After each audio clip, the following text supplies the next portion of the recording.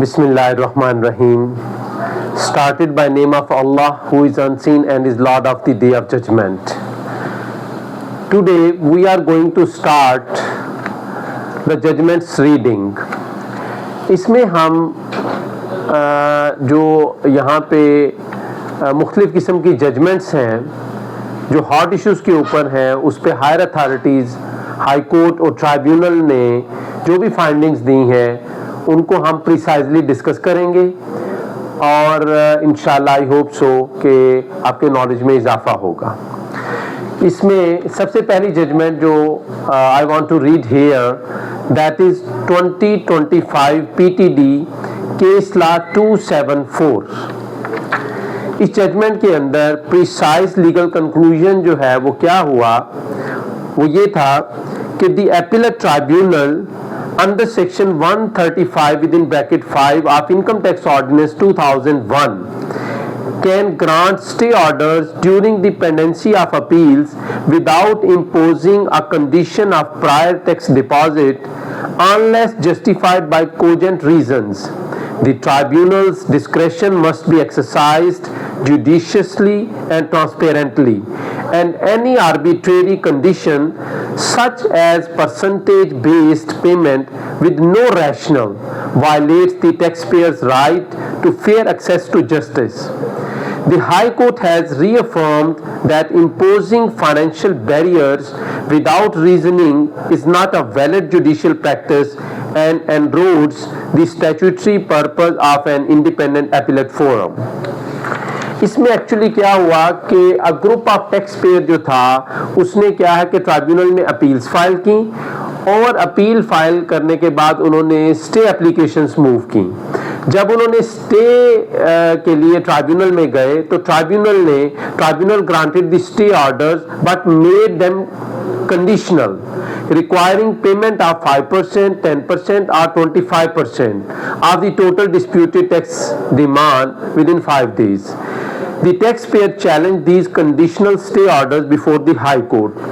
अब बुनियादी तौर पे जो ट्राइब्यूनल था उसने स्टे जो है वो कंडीशनल ग्रांट किया कि जनाब आप प्रिंसिपल अमाउंट का 10% पे कर दें, 25% पे कर दें, लाइक दैट। लेकिन हाई कोर्ट ने जो कंक्लूजन जो है वो ड्रॉ किया और हाई कोर्ट ने क्या कहा, उस पे हाई कोर्ट ने कहा the high court set aside the impugned conditions monetary deposits imposed by the tribunal as they lacked proper legal justification.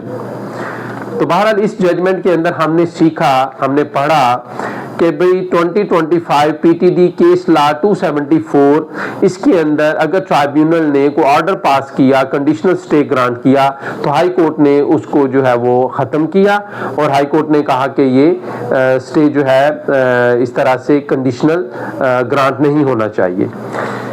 इसके साथ साथ the other judgment which I am going to read right now here, that is 2025 PTD case law 282। इसके अंदर जो precise legal conclusion है वो ये है कि recovery of tax under section 140 from a company director और third party must comply with due process and can not bypass initial recovery proceedings under section 138। Any coercive recovery that lacks transparency, justification or legal basis is unlawful and unconstitutional, violating Articles 10A and 23 of the Constitution. The court emphasized that state power must be exercised with fairness and accountability, and officials are personally liable for misconduct if they violate statutory and constitutional safeguards. इसके अंदर बुनियादी तौर पे इस judgement के अंदर क्या हुआ कि बुनियादी तौर पे a director of a private company was issued a notice under section 140 of the income tax ordinance 2001 for recovery of tax dues from the company's director personally without a prior legal determination or procedure. The tax amount was forcibly withdrawn from the personal and business account of the director.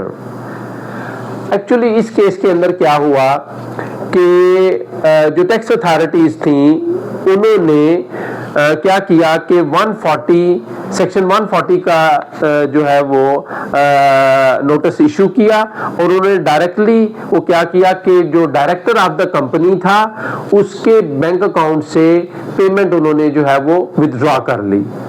तो जबकि बुनियादी तौर पे इस judgement के अंदर ये hold हुआ है कि अगर कंपनी चूंकि एक जो प्राइवेट लिमिटेड कंपनी है वो एक इंडिपेंडेंट पर्सन है, इंडिपेंडेंट आइडेंटिटी है, तो आप सबसे पहले अंडर सेक्शन 138 का प्रोसीजर अडॉप्ट करेंगे। आप कंपनी के अकाउंट से आप फर्स्ट जो है वहां से जो है वो विथड्रॉ करेंगे मनी या वहां से रिकवरी करेंगे। तो आपको कोई राइट नहीं बनता कि आप किसी भी इंडिविजुअल डायरेक्टर जो है वो उस कंपनी के बैंक अकाउंट को अप्रोच करें और जो है वो वहां से आप पेमेंट ले लें। इसमें जो है वो हाई कोर्ट ने जो यहाँ पे इसमें इस चीज को जो है वो कंडेम किया और ऑर्डर जो है वो टैक्स पेयर की फेवर में पास किया। The constitutional petition was allowed. The court directed the tax department to return the recovered amount to the director. It was declared that the action of recovery was illegal, arbitrary and in violation of constitutional rights. The court also directed that in future FBR prior approval is required before any such action under section 140. इसमें FBR की approval को भी court ने ये direction दी। बहरहाल ये थी हमारी जजमेंट जिसके अंदर हमने ये 2025 PTD केस लॉ 282 जिसके अंदर हमने ये पढ़ा कि भाई जो है वो डायरेक्टर के अकाउंट से जो है वो डायरेक्टली पेमेंट जो है वो टैक्स अथॉरिटीज नहीं निकाल सकती अगर रिकवरी जो है वो कंपनी के अगेंस्ट पेंडिंग है। इसके साथ साथ another judgment which I am going to read right now, that is 2025 PTD case law 127. इसका जो प्रिसाइज लीगल कंक्लूजन है वो ये है कि अनएक्सप्लेन्ड कैश क्रेडिट्स और book entries cannot be presumed as taxable supplies under the Sales Tax Act 1990 in the absence of a specific deeming provision. Any assessment based purely on assumption without linking transactions to actual taxable activity is unlawful and void. इसके अंदर बुनियादी तौर पे क्या है कि the tribunal emphasized that the Sales Tax Act 1990 does not contain any deeming provision similar to those in the income tax ordinance. In the income tax law, unexplained cash credit entries can be deemed income under specific provisions. However, sales tax law does not allow such assumptions. A transaction must clearly fall within the definition of taxable activity. Actually, बाज़ औक़ात हमने देखा है कि tax authorities या tax department के लोग क्या करते हैं ऑफिशियल्स कि वो आपकी अनएक्सप्लेन्ड जो कैश क्रेडिट एंट्रीज होती हैं उसको उठा के डायरेक्टली सेल्स जो है वो ट्रीट करके सेल्स टैक्स जो है वो लायबिलिटी क्रिएट कर देते हैं। तो जबकि इसमें इस जजमेंट जो है वो 2025 PTD केस लॉ 127 के अंदर उन्होंने कहा है कि टैक्सेबल एक्टिविटी जब तक लिंक अप ना हो जाए आप उन कैश क्रेडिट एंट्रीज को सेल्स टैक्स की मद में आप जो है वो सेल्स टैक्स की रिकवरी या लायबिलिटी क्रिएट करने के लिए आप उन कैश क्रेडिट एंट्रीज को नहीं ले सकते। ये बड़ी इंफॉर्मेटिव जजमेंट है, समटाइम्स ऐसा देखने में आते हैं, तो आप इस जजमेंट को वहां पे इस्तेमाल कर सकते हैं और जो है वो अपना जो है वो टैक्स पेयर को फेवर दिलवा सकते हैं। हाँ, इनकम टैक्स के अंदर सिचुएशन डिफरेंट है, उसमें अगर कैश क्रेडिट एंट्रीज आएंगी तो उनको आपको एक्सप्लेन करना पड़ेगा, जबकि सेल्स टैक्स के अंदर जो है वो आपको जब तक वो ऑफिसर टैक्सेबल एक्टिविटी अगर उसने टैक्स पेयर ने को की है उसको फिर लिंक अप करे देन वो उसको टैक्स करेगा, अदरवाइज वो डायरेक्टली उसको उठा के अगर टैक्स करेगा तो उसमें आप इस जजमेंट की फेवर ले सकते हैं। And other judgment which I am going to read right now, that is 2025 PTD case law 101. इस जजमेंट का जो प्रिसाइज लीगल कंक्लूजन है वो मैं आपके सामने रख देता हूं। वो ये है कि the judgment concludes that section 221 of the income tax ordinance 2001 cannot be used to amend a deemed assessment under section 120. If the department wants to change such an assessment, apply minimum tax under section 113, it must proceed under section 122, not 221. Only patent simple error in an actual passed order, not deemed orders, can be corrected under section 221. हम सबको पता है कि जो section 221 है वो क्या है, mistake is apparent from the record अगर हो तो उसको करेक्ट कर सकता है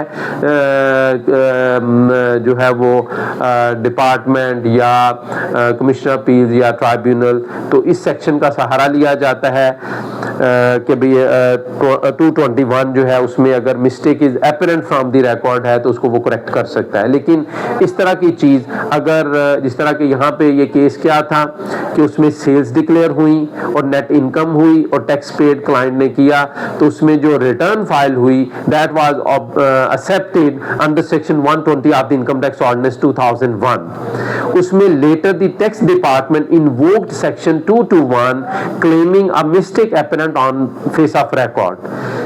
They recalculated and charged minimum tax under section 113 saying it was missed in the original deemed assessment.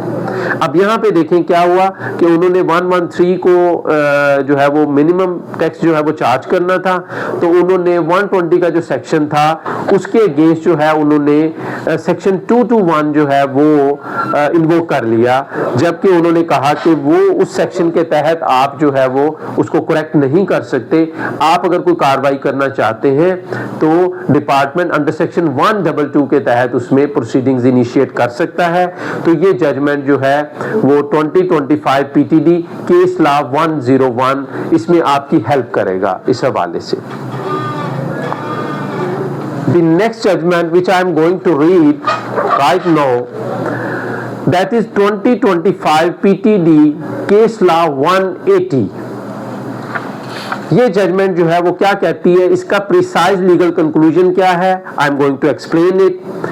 Section 7 of the Sales Tax Act 1990 allows a registered person to claim input tax adjustment on goods intended for taxable supplies, regardless of whether such supplies have been made or will be made in the future. The actual consumption of raw material is not a condition precedent. Moreover, accidental loss of the goods, example given fire, does not disqualify the taxpayer from the claiming such input tax, provided the purchase was legitimate and the goods were acquired for taxable purposes. Section 81A does not apply to the destruction by fire and the tax adjustment claim remains valid.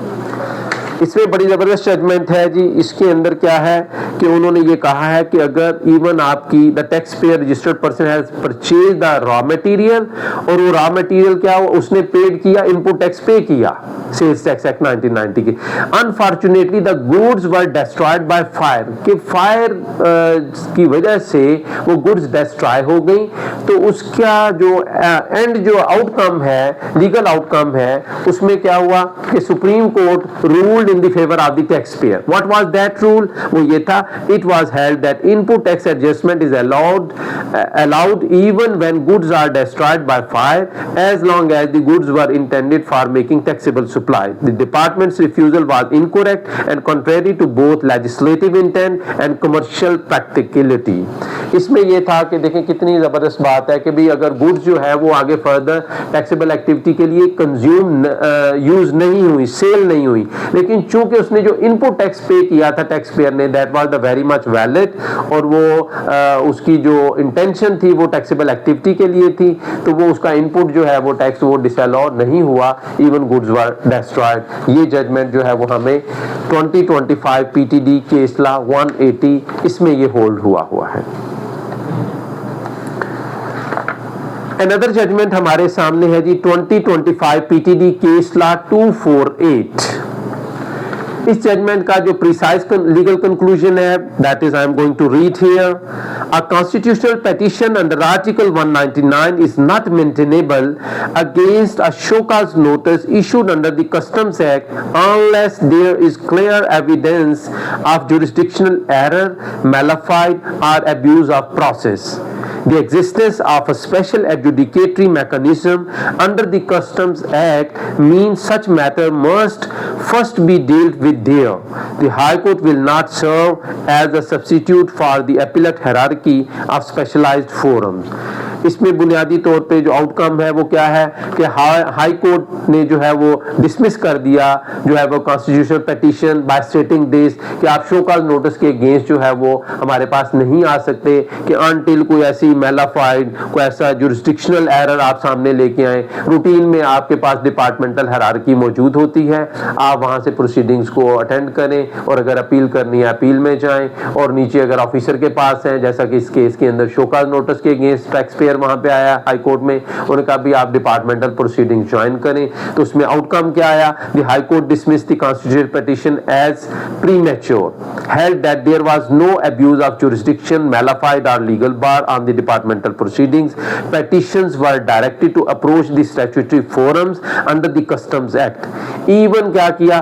Cost of ₹10,000 were imposed for misuse of constitutional process. ये भी ख्याल रखें कि कभी कभार आपको जो है वो इस तरह से फाइन भी पे करना पड़ जाता है कि आपने शो कॉज नोटिस को ऐसे ही उठा के चैलेंज नहीं कर देना हाई कोर्ट के अंदर जाके। तो this was the judgment of this thing के 2025 पीटीडी केस ला 248 इस इशू के ऊपर थी कि शो कॉज नोटिस के अगेंस्ट जो है वो आपने रिट के अंदर इसी ऐसे ही नहीं चले जाना। इसके बाद another judgment which I am going to read, that is 2025 PTD case law 459.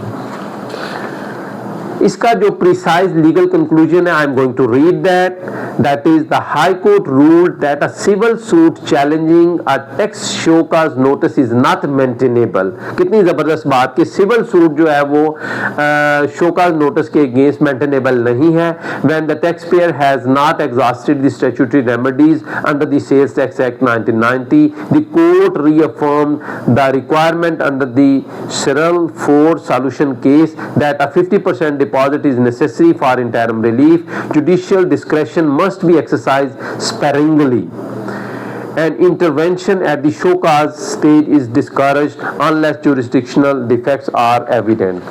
Actually इस केस के अंदर बुनियादी तौर पे ये हुआ था, वो मैं थोड़ा सा बयान कर देता हूँ कि जी एक सिविल सूट जो है वो फाइल किया गया जो थी ये शो कॉज नोटिस के अगेंस्ट हाई कोर्ट के अंदर। उन्होंने कहा कि जनाब सिविल जुरिसडिक्शन भी है, तो जबकि फिर इसका जो आउटकम आया उसने हाई कोर्ट ने ये कहा कि the civil suit was dismissed as non maintainable due to the existence of an adequate alternate remedy, premature because no adjudication had occurred, non-complaint as the plaintiff failed to deposit 50% of disputed amount as per Supreme Court precedent.